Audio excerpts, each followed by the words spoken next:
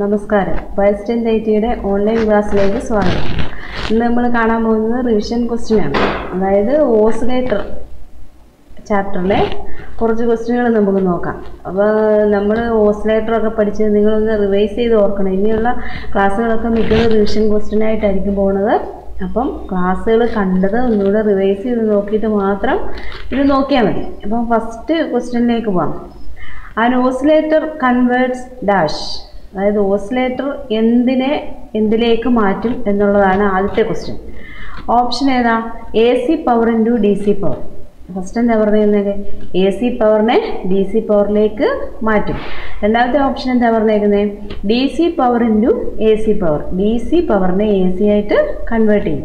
മൂന്നാമത്തെ option mechanical power into A C power. Mechanical പവറിനെ A C പവറായിട്ട് മാറ്റും എന്നുള്ളതാണ് മൂന്നാമത്തെ ഓപ്ഷൻ കൊടുത്തേക്കുന്നത്. ഇനിയും ലാസ്റ്റ് ഓപ്ഷൻ എന്താ പറഞ്ഞിരിക്കുന്നത്? നൺ ഓഫ് ദി എബോവ് എന്ന് പറഞ്ഞാൽ മുകളിൽ പറഞ്ഞതൊന്നുമല്ല. അപ്പം നിങ്ങൾ ഓസിലേറ്റർ ചാപ്റ്റർ, അതായത് ഓസിലേറ്റർ എന്ന് പറഞ്ഞാൽ പഠിക്കുമ്പോൾ തന്നെ പഠിക്കുന്നതാ. എന്താ പഠിക്കുന്നത്? അതായത് ഓസിലേറ്ററിന് നമുക്കൊരു ഇൻപുട്ടിൽ പ്രത്യേകിച്ചൊരു സപ്ലൈ അല്ല, ഇൻപുട്ടിലൊരു സിഗ്നൽ കൊടുക്കാതെ നമുക്ക് ഔട്ട്പുട്ട് ലഭിക്കുന്ന സർക്യൂട്ടാണ് ഓസിലേറ്റർ എന്ന് പഠിച്ചു. ആകെ ഇൻപുട്ട് എന്നുള്ള രീതിയിൽ നമ്മൾ കൊടുക്കുന്ന ഡി സി പവറാണ്. അപ്പോൾ അതിൽ നിന്ന് നമുക്ക് ലഭിക്കുന്ന ഒരു എ സി സിഗ്നലാണെന്ന് പഠിച്ചിട്ടുണ്ട്. അതിൽ നിന്ന് തന്നെ നിങ്ങൾക്ക് മനസ്സിലാകാവുന്ന കാര്യം ഇതിൻ്റെ ഉത്തരം ഏതായിട്ട് വരും? ഓപ്ഷൻ 2 ആണ്. അതായത് ഡി സി പവറിനെ നമുക്ക് എ സി പവറായിട്ട് കൺവേർട്ട് ചെയ്യാം. അടുത്ത question. In an L C transistor oscillator the active device is dash. അതായത് എൽ സി ടാങ്ക് സർക്യൂട്ട് ഉപയോഗിച്ചുള്ള ഓസിലേറ്റർ സർക്യൂട്ട് നമ്മൾ കേട്ടിട്ടുണ്ട്. അവിടുത്തെ ആക്റ്റീവ് ഡിവൈസ് ഏതാണെന്നാണ് ചോദിച്ചേക്കുന്നത്. First one L C tank circuit, second one biasing circuit, third transistor, fourth none of the above. ഏതാണ് answer? ഏതാ answer എന്ന് പറയുന്നത്? അവിടുത്തെ ആക്റ്റീവ് ഡിവൈസായിട്ട് പ്രവർത്തിക്കുന്ന ഏതാണ്? ട്രാൻസിസ്റ്ററാണ്. In an LC circuit, question number 3. In an LC circuit, when the capacitor is maximum, the inductor energy is dash. അതായത് എൽ സി സർക്യൂട്ടിൽ കപ്പാസിറ്റർ മാക്സിമം ആകുമ്പോൾ ഇൻഡക്ടറിൽ വരുന്ന എനർജി എങ്ങനെയായിരിക്കും എന്നാണ് മൂന്നാമത്തെ ക്വസ്റ്റ്യൻ ചോദിച്ചിരുന്നത്. ഫസ്റ്റ് ഓപ്ഷൻ ഏതാണ്? First option minimum, second maximum, third option എന്താ? Half way between maximum and minimum. അതായത് മിനിമത്തിനും മാക്സിമത്തിനും ഇടയിലായിരിക്കും എന്നുള്ളത്. നാലാമത്തെ ഓപ്ഷൻ ഏതാ? None of the above. ഇതൊന്നുമല്ല എന്നുള്ളതാണ് നാലാമത്തെ ഓപ്ഷൻ. അപ്പോൾ ആൻസർ എന്തായിട്ട് വരും? മിനിമം എന്നുള്ളതാണ് ആൻസർ. അതായത് കപ്പാസിറ്റർ മാക്സിമം ആകുമ്പോഴത്തേക്ക് ഇൻഡക്ടർ എനർജി എങ്ങനെയായിരിക്കും? മിനിമം ആയിട്ട് മാറും. അടുത്ത question number 4. In an L C oscillator the frequency of oscillator is dash L or C. അതായത് ഒരു എൽ സി ഓസിലേറ്ററിൽ ഈ ഓസിലേറ്റർ ഫ്രീക്വൻസി എങ്ങനെയായിരിക്കും എന്നുള്ളതാണ്. എല്ലിനെയും സിനെയും അപേക്ഷിച്ച്, അതായത് ഇൻഡക്ടറിനെയും കപ്പാസിറ്റൻസിനെയും വെച്ച് നോക്കുമ്പോൾ ഒരു എൽ സി ഓസിലേറ്റർ ഫ്രീക്വൻസി എങ്ങനെയായിരിക്കും എന്നാണ് ചോദിച്ചിരിക്കുന്നത്. അതായത് first option proportional to square of L or C. അതായത് എല്ലിൻ്റെയും സിയുടെയും സ്ക്വയറിന് പ്രൊപ്പോർഷണൽ ആയിരിക്കും എന്നാണ് ഫസ്റ്റ് ഓപ്ഷൻ കൊടുത്തേക്കുന്നത്. Second option directly proportional to L or C എന്ന് വെച്ചാൽ എല്ലിനോ അല്ലെങ്കിൽ സിക്കോ നേർ അനുപാതത്തിലായിരിക്കും എന്നാണ് രണ്ടാമത്തെ ഓപ്ഷൻ. മൂന്നാമത്തെ ഓപ്ഷൻ എന്താ? Independent of the value of L or C. അതായത് എല്ലിൻ്റെയും സിയുടെയും വാല്യൂവിനെ ഡിപ്പെൻഡ് ചെയ്യുന്നില്ല എന്നുള്ളതാണ് മൂന്നാമത്തെ ഓപ്ഷൻ പറഞ്ഞേക്കുന്നത്. നാലാമത്തെ option inversely proportional to square root of L or C. അതായത് എല്ലിൻ്റെയും സിയുടെയും സ്ക്വയർ റൂട്ടിന് ഇൻവേഴ്സ്ലി പ്രൊപ്പോർഷൻ, വിപരീത അനുപാതത്തിലായിരിക്കും എന്നുള്ളതാണ് നാലാമത്തെ ഓപ്ഷൻ. അപ്പോൾ ശരിക്കുള്ള ആൻസർ എന്താണ്? ഓപ്ഷൻ 4 ആണ്. അതായത് inversely proportional to the square root of L or C. അതാണ്. അതായത് ഒരു എൽ സി ഓസിലേറ്ററിൻ്റെ ഫ്രീക്വൻസി ഓഫ് ഓസിലേഷൻ എന്ന് പറഞ്ഞാൽ എങ്ങനെയായിരിക്കും? അതായത് എല്ലിൻ്റെയോ സിയുടെയോ സ്ക്വയർ റൂട്ടിന് വിപരീത അനുപാതത്തിലായിരിക്കും. ഇതൊക്കെ ഓർത്തിരിക്കേണ്ടത് തന്നെയാണ്. അടുത്ത question number 5. An oscillator produce dash oscillations. ഇതൊക്കെ ക്ലിയറായിട്ട് കൃത്യമായിട്ട് എപ്പോഴും ഓർത്തിരിക്കേണ്ടതാണ്. ഒരു ഓസിലേറ്റർ എങ്ങനെയുള്ള ഓസിലേഷനാണ് പ്രൊഡ്യൂസ് ചെയ്യുന്നത്? First option damped oscillation, second option undamped oscillation, third option modulated oscillation, fourth one none of the above. നമ്മൾ ഓസിലേറ്റർ എന്താണെന്ന് പഠിക്കുമ്പോൾ തന്നെ പഠിക്കുന്നത് ഏത് തരത്തിലുള്ള ഓസിലേഷനാണ് ഒരു ഓസിലേറ്റർ പ്രൊഡ്യൂസ് ചെയ്യുന്നത്? അൺഡാംപ്ഡ് ഓസിലേഷനാണ്. അതായത് ഇവിടെ ആൻസർ എന്താ? സെക്കൻഡ് ആണ് ഇവിടുത്തെ ആൻസർ. അടുത്ത question number 6. An oscillator employees dash feedback. Oscillator ഏത് ഫീഡ്ബാക്കാണ് സ്വീകരിച്ചിരിക്കുന്നത്? ഇതും ഓർത്ത് വെക്കേണ്ടത് തന്നെയാണ്. First option positive feedback, second option negative feedback, third option neither positive nor negative. പോസിറ്റീവുമല്ല നെഗറ്റീവുമല്ല. ലാസ്റ്റ് ഓപ്ഷൻ ഏതാ? ഡേറ്റ ഇൻസഫിഷ്യൻറ്റ്, അതായത് ഇൻസഫിഷ്യൻ്റ് അല്ല. അപ്പോൾ ശരിക്കുമുള്ള ആൻസർ ഏതാണ്? പോസിറ്റീവ് ഫീഡ്ബാക്കാണ്. അതായത് ഒരു ഓസിലേറ്ററിൽ ഏത് ഫീഡ്ബാക്കാണ് നടക്കുന്നത്? പോസിറ്റീവ് ഫീഡ്ബാക്കാണ്. ഓർത്തിരിക്കുക. അടുത്ത question number 7. An oscillator cannot be used to produce dash frequencies. അതായത് ഓസിലേറ്റർ എത്തരത്തിലുള്ള ഫ്രീക്വൻസിയെ പ്രൊഡ്യൂസ് ചെയ്യാതിരിക്കും, അല്ലെങ്കിൽ an oscillator cannot be used to produce dash frequencies. എത്തരത്തിലുള്ള ഫ്രീക്വൻസിയാണ് ഓസിലേറ്റർ സ്വീകരിക്കാതിരിക്കുക അല്ലെങ്കിൽ നൽകാതിരിക്കുക? അതായത് ഫസ്റ്റ് ഓപ്ഷൻ പറഞ്ഞിരിക്കുന്നത് ഹൈ ഫ്രീക്വൻസി, സെക്കൻഡ് ഓപ്ഷൻ പറഞ്ഞിരിക്കുന്നത് ഓഡിയോ ഫ്രീക്വൻസി, തേർഡ് ഓപ്ഷൻ പറഞ്ഞിരിക്കുന്നത് very low frequency, fourth option പറഞ്ഞിരിക്കുന്നത് വെരി ഹൈ ഫ്രീക്വൻസി. ആൻസർ ഏതാണ്? Very low frequency. അതായത് വെരി ലോ ഫ്രീക്വൻസി ഉള്ള സിഗ്നലുകളെ ഓസിലേറ്റർ പ്രൊഡ്യൂസ് ചെയ്യത്തില്ല. അടുത്ത question number 8. Hartley oscillator is commonly used in dash. Hartley oscillator എവിടെ ഉപയോഗിക്കുക? സാധാരണ ഹാർട്ട്ലി ഓസിലേറ്റർ എവിടെയാണ് ഉപയോഗിക്കുന്നത്? അതായത് റേഡിയോ റിസീവറുകളിൽ ഉപയോഗിക്കാം, റേഡിയോ ട്രാൻസ്മിറ്ററുകളിൽ ഉപയോഗിക്കാം, TV റിസീവറുകളിൽ ഉപയോഗിക്കാം, മുകളിൽ പറഞ്ഞതൊന്നുമല്ല. ഇങ്ങനെയാണ് 4 ഓപ്ഷൻ കിടക്കുന്നത്. അപ്പോൾ ശരിക്കും ആൻസർ ഏതാണ്? ഹാർട്ട്ലി ഓസിലേറ്റർ നമുക്ക് എവിടെ ഉപയോഗിക്കാമെന്ന ആൻസർ പറഞ്ഞേക്കുന്നത്? അതായത് റേഡിയോ റിസീവറുകളിൽ. ഫസ്റ്റ് ഓപ്ഷനാണ് കറക്റ്റ്. അടുത്ത question number 9. In phase shift oscillator we use dash RC sections. അതായത് ഫേസ് ഷിഫ്റ്റ് ഓസിലേറ്ററുകളിൽ RC സെക്ഷനുകളാണ് നമ്മൾ ഉപയോഗിക്കുന്നത്. എത്ര RC സെക്ഷനുകൾ ഉപയോഗിക്കുന്നുണ്ട് എന്നുള്ളതാണ് ചോദ്യം. ഫസ്റ്റ് ഓപ്ഷൻ 2 സെക്ഷൻ ഉപയോഗിക്കാം, സെക്കൻഡ് ഓപ്ഷൻ 3, അതായത് 3 സെക്ഷനുകൾ ഉപയോഗിക്കുന്നുണ്ട്, തേർഡ് ഓപ്ഷൻ പറഞ്ഞേക്കുന്നത് 4 സെക്ഷനാണെന്ന് പറയണു, നാലാമത്തെ ഓപ്ഷൻ പറഞ്ഞ മുകളിൽ പറഞ്ഞത് ഒന്നുമല്ല. നിങ്ങൾക്കറിയാം ഫേസ് ഷിഫ്റ്റ് ഓസിലേറ്ററിൽ എത്ര സെക്ഷനാണ് ഉപയോഗിക്കുന്നത്? 3 സെക്ഷനാണ്. അതായത് ആൻസർ 2 ആണ് correct. In phase shift oscillator the frequency determining elements are dash. അതായത് ഫേസ് ഷിഫ്റ്റ് ഓസിലേറ്ററിൽ ഓസിലേഷൻ്റെ ഫലമായിട്ട് ഫ്രീക്വൻസി ഉണ്ടാകുമല്ലോ, ആ ഫ്രീക്വൻസിയെ ഡിറ്റർമൈൻ ചെയ്യുന്നത്, അതായത് ഏതിനെ ആശ്രയിച്ചാണ് അതിലുണ്ടാകുന്ന ഫ്രീക്വൻസി നോക്കാം. L&C, അതായത് ഇൻഡക്റ്റൻസിനെയും കപ്പാസിറ്റൻസിനെയും ആശ്രയിച്ചിരിക്കും. സെക്കൻഡ് ഓപ്ഷൻ പറഞ്ഞിരിക്കുന്നത് RL&C, അതായത് റെസിസ്റ്റൻസിനെയും ഇൻഡക്റ്റൻസിനെയും കപ്പാസിറ്റൻസിനെയും ആശ്രയിച്ചിരിക്കും. മൂന്നാമത്തെ ഓപ്ഷൻ പറഞ്ഞേക്കുന്നത് എന്താ? R&C, അതായത് റെസിസ്റ്റൻസിനെയും കപ്പാസിറ്റൻസിനെയും ആശ്രയിച്ചിരിക്കും. നാലാമത്തെ ഓപ്ഷൻ പറയുന്നത് നൺ ഓഫ് ദി എബോവ്. ശരിക്കും ആൻസർ ഏതാണ്? ആൻസർ 3 ആണ്, അതായത് R&C. നമുക്ക് ഓൾറെഡി തന്നെ അറിയാം ഫേസ് ഷിഫ്റ്റ് ഓസിലേറ്ററിൽ യഥാക്രമം 3 RC സെക്ഷനുകളാണ് ഉണ്ടായിട്ടുള്ളതെന്നറിയാം. അതുകൊണ്ട് തന്നെ ഏതാ അവിടുത്തെ ഫ്രീക്വൻസി ഡിറ്റർമൈൻ എലമെൻറ്റ്സ്, അതായത് ഇതിൽ നിന്നുണ്ടാകുന്ന ഫ്രീക്വൻസി എന്താവണമെന്ന് തീരുമാനിക്കപ്പെടുന്നത് ഈ RC, അതായത് റെസിസ്റ്റൻസ് കപ്പാസിറ്റർ തന്നെയാണ്. അടുത്ത question number 11. The Wien bridge oscillator uses dash feedback. അതായത് ഒരു വീൻ ബ്രിഡ്ജ് ഓസിലേറ്റർ എന്ത് തരം ഫീഡ്ബാക്കാണ് യൂസ് ചെയ്യുന്നത്? Only positive feedback, only negative feedback, both positive and negative, none of the above. അതായത് വീൻ ബ്രിഡ്ജ് ഓസിലേറ്ററിൽ ഉപയോഗിക്കുന്നത് option 3 ആണ്. അതായത് ഒരേപോലെ പോസിറ്റീവും നെഗറ്റീവും ഫീഡ്ബാക്ക് എവിടെ നമ്മൾ ഉപയോഗിക്കുന്നുണ്ട്? വീൻ ബ്രിഡ്ജ് ഓസിലേറ്ററിൽ ഉപയോഗിക്കുന്നുണ്ട്. അടുത്ത question number 12. The piezo electric effect in A crystal is dash. അതായത് ഒരു ക്രിസ്റ്റലിലെ പീസോ ഇലക്ട്രിക് എഫക്റ്റ് നമ്മൾ കണ്ടതാണ്. ക്രിസ്റ്റലിനുണ്ടായിരിക്കുന്ന ഒരു പ്രധാനപ്പെട്ട ഒരു ഘടകം ആണ് പീസോ ഇലക്ട്രിക് എഫക്റ്റ്. അതെന്ന് പറഞ്ഞാൽ എന്താണ്, അല്ലെങ്കിൽ എന്തിനെ ആശ്രയിച്ചാണ് നിൽക്കുന്നത് നോക്കാം. A voltage developed because of mechanical stress. അതായത് മെക്കാനിക്കൽ സ്ട്രെസ്സിൻ്റെ ഫലമായിട്ടൊരു വോൾട്ടേജ് ഉണ്ടാകുമെന്ന് പറയുന്നു. A change in resistance because of temperature. അതായത് ടെമ്പറേച്ചർ ഉണ്ടാകുന്നതിൻ്റെ ഫലമായിട്ട് റെസിസ്റ്റൻസിലൊരു വ്യത്യാസം ഉണ്ടാകുന്നു. മൂന്നാമത്തെ ഓപ്ഷൻ എന്താ പറഞ്ഞേക്കുന്നത്? A change in frequency because of temperature. Temperature മുഖേന ഫ്രീക്വൻസിയിലൊരു വ്യത്യാസം ഉണ്ടാകുന്നു. നാലാമത്തെ option none of the above. ശരിക്കും ആൻസർ ഏതാണ്? ആൻസർ കീ എന്ന് പറയുന്നത് 1 ആണ്. എന്ന് പറഞ്ഞാൽ എന്താ? Voltage develop because of mechanical stress. അതായത് മെക്കാനിക്കൽ സ്ട്രെസ്സിൻ്റെ ഫലമായിട്ട് ഒരു വോൾട്ടേജ് ഡെവലപ്പ് ചെയ്യുന്നു. അതാണ് ഇവിടുത്തെ ഒരു ക്രിസ്റ്റലിനുണ്ടാകുന്ന പീസോ ഇലക്ട്രിക് എഫക്റ്റ്. അടുത്ത question number 13. If the crystal frequency changes with temperature we say that the crystal has dash temperature coefficient. അതായത് ടെമ്പറേച്ചറിനനുസരിച്ച് ഒരു ക്രിസ്റ്റലിലെ ഫ്രീക്വൻസിക്ക് വ്യത്യാസം വരുന്നുണ്ടെങ്കിൽ ആ ക്രിസ്റ്റൽ ഏത് ടെമ്പറേച്ചർ കോഎഫിഷ്യന്റിനാണ് നിൽക്കുന്നത് എന്നാണ് ചോദ്യം. ഫസ്റ്റ് ഓപ്ഷൻ പറഞ്ഞിരിക്കുന്ന പോസിറ്റീവ് ടെമ്പറേച്ചർ കോഎഫിഷ്യന്റ് ആണെന്ന് പറയുന്നു. സെക്കൻഡ് പറഞ്ഞിരിക്കുന്നത് 0 ടെമ്പറേച്ചർ കോഎഫിഷ്യന്റ് ആണെന്ന് പറയുന്നു. തേർഡ് പറഞ്ഞേക്കുന്നത് എന്താ, negative temperature coefficient. Fourth none of the above. ശരിക്കും ആൻസർ ഏതാണ്? പോസിറ്റീവ് ടെമ്പറേച്ചർ കോഎഫിഷ്യന്റ് ആണ് ഇതിൻ്റെ ആൻസർ. ഏതാണ്?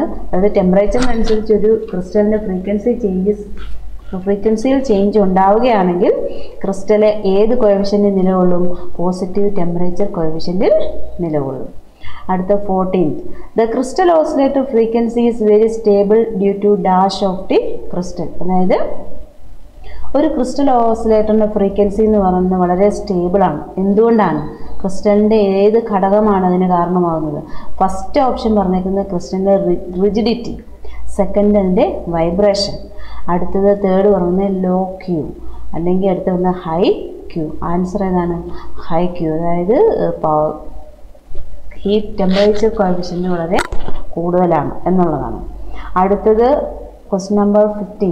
The application where one would most likely find a crystal oscillator is dash. അതായത് ഒരു ക്രിസ്റ്റൽ ഓസിലേറ്ററിനെ നമ്മൾ ഉപയോഗിക്കുമ്പോൾ ഏത് ആപ്ലിക്കേഷനിലാണ് കൂടുതൽ നമ്മൾ ഉപയോഗിക്കാൻ താല്പര്യപ്പെടുന്നത്? താഴെ പറയുന്നത്. അതായത് ഒരു റേഡിയോ റിസീവറിൽ ഉപയോഗിക്കാം, ഒരു റേഡിയോ ട്രാൻസ്മിറ്ററിൽ ഉപയോഗിക്കാം, AF സ്വീപ്പ് ജനറേറ്ററിൽ ഉപയോഗിക്കാം, നൺ ഓഫ് ദി എബവ്. ശരിക്കും എവിടെയാണ്? ഈ പറയുന്ന ഓപ്ഷനിൽ നമുക്ക് റേഡിയോ ട്രാൻസ്മിറ്ററിലായിരിക്കാം ഒരു ക്രിസ്റ്റൽ ഓസിലേറ്ററിനെ കൂടുതലായിട്ടും ഉപയോഗിക്കാൻ താല്പര്യപ്പെടുക. അടുത്തത് question number 16. An oscillator differs from an amplifier because it dash. അതായത് ഒരു ഓസിലേറ്റർ എപ്പോഴും ഒരു ആംപ്ലിഫയറിൽ നിന്ന് വ്യത്യസ്തമായിരിക്കുന്നത് എന്തുകൊണ്ടാണ്? ഒന്നാമത്തെ ഓപ്ഷൻ പറയുന്നത് എന്താ? ഹാസ് മോർ ഗെയിൻ കൂടുതലാണ്. രണ്ടാമത്തെ option requires no input signal, input സിഗ്നലിൻ്റെ ആവശ്യകതയില്ല. മൂന്നാമത്തെ ഓപ്ഷൻ റിക്വയർസ് നോ DC സപ്ലൈയുടെ ആവശ്യമില്ല. നാലാമത്തെ always has the same input, എപ്പോഴും ഒരേ ഇൻപുട്ട് ആയിരിക്കുന്നത് കൊണ്ടാണ്. ശരിക്കും ആൻസർ ഏതാണ്? ആൻസർ 2 ആണ്. അതായത് റിക്വയർസ് നോ ഇൻപുട്ട് സിഗ്നലിൻ്റെ ആവശ്യം ഇല്ല എന്നുള്ളതാണ് ഓസിലേറ്ററിനെ ഒരു ആംപ്ലിഫയറിൽ നിന്ന് വ്യത്യസ്തനാക്കുന്നത്. അടുത്ത question number 7. One condition for oscillation is dash. അതായത് ഒരു ഓസിലേഷൻ നടക്കണമെങ്കിലുള്ള ഒരു കണ്ടീഷൻ താഴെ പറയുന്നതിൽ ഏതാണ്? A phase shift around a feedback loop of 180 degree. അതായത് ഒരു ഫീഡ്ബാക്ക് ലൂപ്പിനിടയിൽ ഉണ്ടാകുന്ന ഫേസ് ഷിഫ്റ്റ് എന്ന് പറയുന്നത് 180 ഡിഗ്രി ആയിരിക്കുക. Second option A gain around a feedback loop of 1/3. അതായത് ഒരു ഫീഡ്ബാക്ക് ലൂപ്പിന് ഇടയിലുള്ള ഗെയിം എന്ന് പറയുന്നതിൻ്റെ 1/3 ആയിരിക്കുക. തേർഡ് പറഞ്ഞിരിക്കുന്നത് phase shift around a feedback loop of 0 degree. അതായത് ഒരു ഫീഡ്ബാക്ക് ലൂപ്പിന് ചുറ്റുമുള്ള ഒരു ഫേസ് ഷിഫ്റ്റ് എന്ന് പറയുന്നത് 0 ഡിഗ്രി ആയിരിക്കുക. A gain around a feedback loop of less than 1. അതായത് ഫീഡ്ബാക്ക് ലൂപ്പിന് ചുറ്റുമുള്ള ഗെയിൻ എന്ന് പറയുന്നത് 1നേക്കാൾ കുറവായിരിക്കുക. ശരിക്കും കണ്ടീഷൻ ഏതാ വരുന്നത്? A phase shift of around a feedback loop of 0 degree. അതായത് ഫീഡ്ബാക്ക് ലൂപ്പിന് ചുറ്റുമുള്ള ഫേസ് ഷിഫ്റ്റ് എത്രയായിരുന്നാൽ ഒരു ഓസിലേഷൻ നടക്കും? 0 ഡിഗ്രി ആയിരുന്നാൽ ഓസിലേഷൻ നടക്കും. അടുത്ത question number 18. A second condition for oscillation is. അപ്പോൾ ഫസ്റ്റ് കണ്ടീഷൻ നമ്മൾ കണ്ടു, ഫീഡ്ബാക്ക് ലൂപ്പിന് ഇടയിലുള്ള അതിന് ചുറ്റുപാടുമുള്ള ഫേസ് ഷിഫ്റ്റ് എന്ന് പറയുന്നത് 0 ഡിഗ്രി ആയിരിക്കുക. അടുത്ത സെക്കൻഡ് കണ്ടീഷൻ എന്താണെന്ന് നോക്കാം. A gain of 1 around a feedback loop. അതായത് ഫീഡ്ബാക്ക് ലൂപ്പിന് അറൗണ്ടിൽ ഗെയിൻ എന്ന് പറയുന്നത് എത്രയായിരിക്കും? 1 ആയിരിക്കുക. സെക്കൻഡ് പറയുന്നത് no gain around a feedback ലൂപ്പിന് ചുറ്റും ഗെയിൻ ഉണ്ടാവാതിരിക്കുക. മൂന്നാമത്തെ the attention of the feedback circuit must be 1/3. അതായത് ഫീഡ്ബാക്ക് സർക്യൂട്ടിൻ്റെ സാന്നിധ്യം എന്ന് പറയുന്നത് 1/3 മാത്രമായിരുന്നാൽ മതി. നാലാമത്തെ ഓപ്ഷൻ പറഞ്ഞിരുന്നത് the feedback circuit must B capacitive. Feedback സർക്യൂട്ടിൽ തീർച്ചയായിട്ടും ഒരു കപ്പാസിറ്റൻസിൻ്റെ പ്രസൻസ് ഉണ്ടായിരിക്കണം എന്നുള്ളതാണ്. അപ്പോൾ ശരിക്കും ആൻസർ ഏതാണ്? A gain of 1 around a feedback loop. അതായത് ഫീഡ്ബാക്ക് ലൂപ്പിന് അറൗണ്ടിൽ ഒരു ഗെയിൻ എത്ര ഉണ്ടായിരിക്കണം? 1. ഇതാണ് രണ്ടാമത്തെ കണ്ടീഷൻ. ഇനി question number 19. In a certain oscillator AB is equal to 50, the attention of the feedback circuit must be dash.